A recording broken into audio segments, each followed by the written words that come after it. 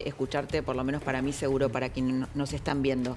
Nos metemos de lleno ahora en la política. Tuvimos una semana muy política, la Derecha Fest y este evento antizurdo, ¿no? A ver, ¿lo escuchamos? ¿Lo vemos? La semana pasada, en Davos, me dediqué a explicar por qué el liberalismo, y más específicamente su aplicación económica, conocida como capitalismo de libre empresa, es también el sistema más justo y moralmente virtuoso que tenemos. Esto se explica porque, primero, porque si no fuera justo, no merecería ser defendido independientemente de los resultados que produjera. Defender lo injusto en pos de los beneficios personales que trae es un acto digno de un cínico, y por eso no sorprende que sean los políticos los que cometen esto en mayor medida. En segundo lugar, porque las aguas del mundo empiezan a separar cada vez más a los justos de pecadores, y estos últimos comienzan a ser alcanzados por las consecuencias de sus actos. Se le está viniendo la noche a los zurdos. La gente dijo, basta de empobrecernos. ¿Se le está viniendo la noche a los zurdos, Lara?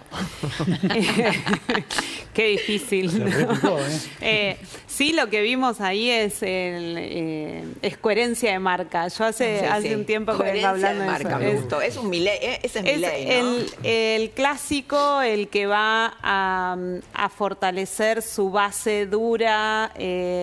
Inclusive cuando anoche sucedió esto, yo revisaba los datos del Movistar Arena. ¿Recuerdan? Sí. Antes de octubre el Movistar Arena hizo un montón de ruido y parecía que había estado mal. Y cuando salimos a preguntar, 6 de cada 10 decían es inapropiado. Inclusive entre sus propios votantes ese número era un poquito más bajo, pero no tan bajo. Y después las elecciones de octubre pusieron a La Libertad Avanza otra vez encabezando la opción ciudadana. Digo, es un Milei que va a fortalecer su marca, a fortalecer su base. Hace, digamos, responde políticamente correcto y a lo mejor no responde lo que realmente sintió, ¿no? Puede ser, digo, no. Gusta a la ciudadanía se siente incómoda y no gusta tanto y la ciudadanía se siente incómoda, pero es un Milei que es coherente consigo mismo y misma como línea Davos, además. Claro, misma línea Davos y lo que veníamos diciendo recién, ¿no? ¿Cuál es la preocupación, la principal preocupación de la ciudadanía? Y hoy volvió a ser la inflación y la corrupción, que son las dos grandes banderas de este gobierno. Terminar con la casta, entendiendo que la casta es corrupción, y terminar con la inflación. Y ahí apuntan las dos principales preocupaciones de la ciudadanía. Todo lo demás está muy lejos en términos de preocupación. Y entonces, mientras Milei dé respuestas, o mientras el gobierno nacional dé respuestas a estos dos temas que preocupan a la ciudadanía, pareciera que estas cosas, aunque no tengan... Pero Lara, la historia política moderna ha demostrado que los debates políticos entre capitalismo, socialismo y demás son tesis, antítesis y síntesis, ¿no? No va a desaparecer la izquierda ni el progresismo, se van a buscar nuevas fórmulas, ¿no? La historia, como decía Vico, es corsi, ricorsi, pero bueno, esto me gusta esa frase, ¿no? Coherencia de marca, donde el presidente reafirma esta convicción que tiene él, ¿no? que es válida. Sí. Bueno, vamos a ver otro corte de Milei donde habla de economía, sobre las reformas que él hizo, y lo dijo de esta manera. El intervencionismo estatal, a la escala que sea, implica siempre y en todo lugar un avasallamiento sobre los derechos de propiedad. Esto indefectiblemente termina impactando sobre los incentivos para trabajar y producir, haciendo que la economía deje de crecer. Al fin y al cabo, ¿quién querría esforzarse para que un burócrata o un holgazán se lleve los beneficios? Y esa intervención lo que genera es un peor funcionamiento del sistema y por ende genera más demanda de intervención. Y terminamos así en una maraña de regulaciones impresionantes. Maraña que en Argentina tuvo más de 100 años y que nosotros hemos empezado a hacerlas con las reformas estructurales más grandes del último siglo.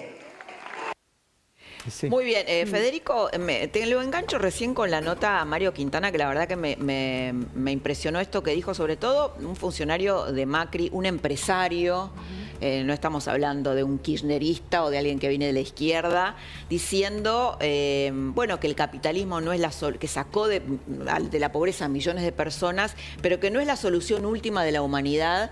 Marcando un poco si se refería a que si tu vida depende, tu vida, digamos, tu vida y tu expectativa de vida y tus condiciones de vida del lugar donde naciste, bueno, que eso, digamos, es cuestionable por parte de este sistema y que habría que ir a una evolución. ¿Qué pensás de eso?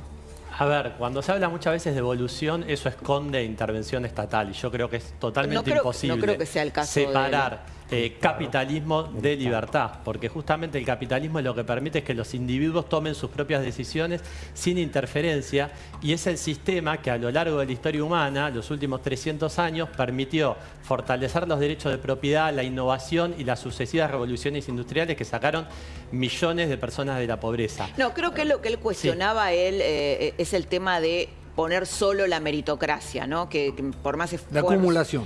Y la acumulación. Claro, y la acumulación... que no podía haber avance de meritocracia si se parte de lugares muy distintos. Claro, o sea, no es lo mismo un chico cuestiones. que nace en una villa que un chico de clase media que tiene todo, bueno, digamos, todas las condiciones, ¿no? Obviamente que el Estado tiene que poner recursos para generar una base de oportunidades que es principalmente la educación, pero esa educación no tiene que ser prestada por el Estado.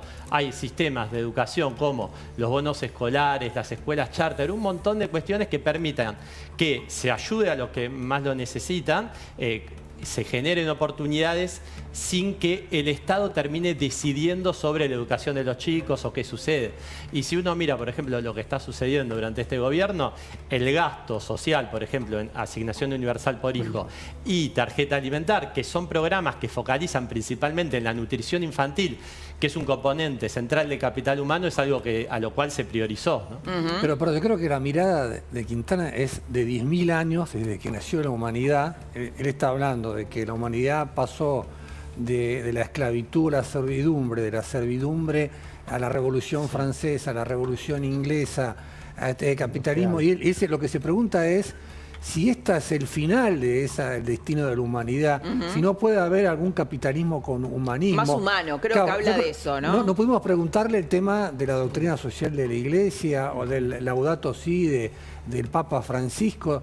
Yo no creo que termine, la historia no terminó, la historia tampoco sé qué camino va a seguir. Ya, pero esos 10.000 años de humanidad, la humanidad gracias al capitalismo pasamos de neandertals a exploradores espaciales. Los últimos 300 años lo que sucedió es increíble y eso es por el capitalismo. Muchas veces cuando se habla de humanismo se empieza a esconder la intervención estatal porque justamente se está diciendo quiero un mundo mejor, entonces voy a intervenir desde el Estado con la plata de otro para mejorar el mundo. Y eso la verdad que habla de una soberbia muy grande por parte del gobernante de pensar que es más inteligente que los ciudadanos y el mercado para dar soluciones. Puedo preguntarle a Lara, pues estamos en la antesala de las reformas, ¿no? Si es que se dan, impositiva, tributaria, laboral. ¿Hay mucha expectativa por parte de la gente puesta en este cambio también paradigmático que propone este gobierno y que impulsa este gobierno? Bueno, la reforma que más apoyo ciudadano tiene es la penal, eso lo hablábamos hace un rato, pero después la reforma tributaria y la reforma laboral están por debajo del 50% de apoyo. La reforma tributaria tiene un 47% de apoyo en la ciudadanía. ¿Y la gente, digamos, está empapada de lo que implica la reforma laboral? Creo que esa fue la clave entre diciembre y lo que va a pasar ahora en febrero, ¿no? Cuando en diciembre el gobierno avanza sobre llevar la reforma laboral al Congreso y después da marcha atrás, creo que tiene que ver con esto, ¿no? Con que solamente un 44% estaba a favor de la reforma laboral y el resto no. Entonces ahí está este trabajo discursivo que ha venido haciendo el Gobierno Nacional durante el mes de enero y que probablemente refuerza en el mes de febrero en explicar de qué se trata o hacia dónde apunta esta reforma laboral, cambia estos números. Como título, el 44%, solo el 44% está a favor y el 52% está en contra de la reforma laboral. ¿Hay algún criterio de por qué está en contra o a favor? Ahí, cuando vos haces el doble clic en edad, género y voto anterior, sobre todo las mujeres y los mayores de 40 años son los que están en contra. El número de 52 sube en mujeres y mayores de 40 años. Y los que están a favor aumenta el número en los varones y los menores de 40 años. Es la grieta que se ha dado durante todo el 2025. Ok, pero los que están en contra de la reforma laboral son más del universo peronista, kirchnerista, entiendo. Bueno, el corte por voto anterior, ahí los números se disparan, ¿no? Pero 52%, 52%. 52% en contra. Es más que el en contra. Por eso. En contra de la... Es más que el 45%. Hoy tenés un 45% de empleo en negro. La persona que trabaja en negro es una persona que no puede acceder a una tarjeta de crédito, que no accede a aportes jubilatorios, que no tiene un seguro de salud. Es una persona que está totalmente marginada del sistema. Y por otro lado, no solamente el beneficio es que toda esa gente ingresaría al sistema, podría en el tiempo acceder a una hipoteca y esas cuestiones, es que con más aportantes vas a poder fortalecer el sistema jubilatorio y aumentar las jubilaciones de forma sostenible en el tiempo. Ahora, a mí me parece, no sé, pero tengo la impresión, por ejemplo, Milei es un gran comunicador, recién lo hablábamos en la entrevista, cómo comunicó el ajuste, además lo exhibió en el lugar de Macri de esconderlo, y lo hizo de un modo muy exitoso, ¿no? Me pareció interesante también eso, de cómo mostró todo lo que hacía al revés de el gobierno de Macri, y eso le resultó exitoso. ¿Crees que explicó bien la reforma laboral? Se los pregunto a los dos. Creo Tanto como el tema del déficit, que hoy todo el mundo entiende y está a favor de cuidar el equilibrio fiscal. Sí, hay dos cosas que están funcionando. Uno en esto, ¿no? Creo que en un porcentaje importante de la población argentina está esta idea de que el ajuste tiene un propósito futuro, que es estar mejor. Esto que hablábamos la otra vez, el 44% cree que va a estar mejor dentro de un año, aunque alrededor del 50% te dice estoy pasándola mal hoy. Entonces hay una idea de ajuste con propósito. Me ajusto hoy para estar mejor en el futuro. Eso ha logrado calar. Hago una dieta estricta para ponerme la bikini en el verano. Claro, el tema ahí, ¿no? Es la historia del burro, ¿no? ¿Qué va a pasar? Uno justo que el burro se había acostumbrado a no comer, se me muere. Es lo que tenemos que esperar a ver qué pasa en el futuro. Pero después, el retirar la reforma laboral en diciembre, el primer intento era tratarla en diciembre, retirarla tiene que ver con que probablemente haya que explicar mejor por qué en diciembre el rechazo era mayor que el apoyo. Y es cierto que la maquinaria de los medios y las redes sociales, mirá que poco corporativo que soy, pero es verdad, digo, a mí me costó mucho entender la reforma, me apoyo en vos, Fede. Digo, porque hubo un mensaje que caló profundo, la satanizaron tanto. Claro, que hubo un mensaje que caló profundo años. de que va en detrimento del trabajador. Cuando me da la sensación de que es todo lo contrario. Le otorga un montón de beneficios al tipo que se transforma en el catalizador y en el motor, que es el emprendedor, el que tiene la mediana y pequeña empresa y que saca adelante el país. Exactamente, porque al empresario no solamente le va a permitir tener menores costos laborales, sino también más previsibilidad. Claro. Y eso significa poder invertir más, porque si vos al abrir una empresa tenés miedo de que si te va mal vas a tener que enfrentar una contingencia laboral sobredimensionada, probablemente esa persona decide no invierto. Entonces beneficia al empleado, beneficia al empleado que está en negro, beneficia al empresario y eso beneficia a todos los argentinos con más inversión, más recaudación, más crecimiento. Ahora te pregunto algo que tiene que ver con eso, que se ponía mucho reparo en el fondo de asistencia laboral en vez del sistema de indemnización, que tengo entendido que eso lo aportarían, es decir, eso no sería un aporte al sistema previsional, porque lo aportarían directamente los empleadores, o clarificame un poco. Lo aportan las empresas, es un fondo, digamos, que se crea para... exacto, un fondo de cese laboral privado. Lo importante es que esto no lo maneje el Estado, que ahí es cuando empieza el problema. Claro, pero todavía no han salido los gladiadores mediáticos del gobierno. A esto voy, digo, es porque... Y ese era uno de los puntos además conflictivos. Claro, el primer gladiador en el programa económico, que tal vez es lo que más le interesa a Milei, fue el propio Milei. Él fue el primer gladiador. Yo he escuchado gente, no sé, por ahí el ministro de Trabajo, por ejemplo, no aparece. Que te hablaba de economía en base a lo que Milei explicaba. Lo que es indudable es que el modelo laboral argentino es un completo fracaso. Y es un modelo laboral que viene inspirado del fascismo italiano, y Perón, que era un fascista, lo trajo a la Argentina.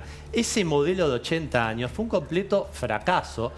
para la Argentina, ¿no? Eso es la base del modelo que hizo que Argentina pase de ser un país desarrollado en la década de 1940 a un país con un nivel de pobreza altísimo. Bueno, vos hoy en día. fíjate que el único producto que hizo el kirchnerismo en sus últimos años es que generó el piquetero, no el trabajador. Claro. Ese fue el producto del kirchnerismo, el piqueterismo. Claro.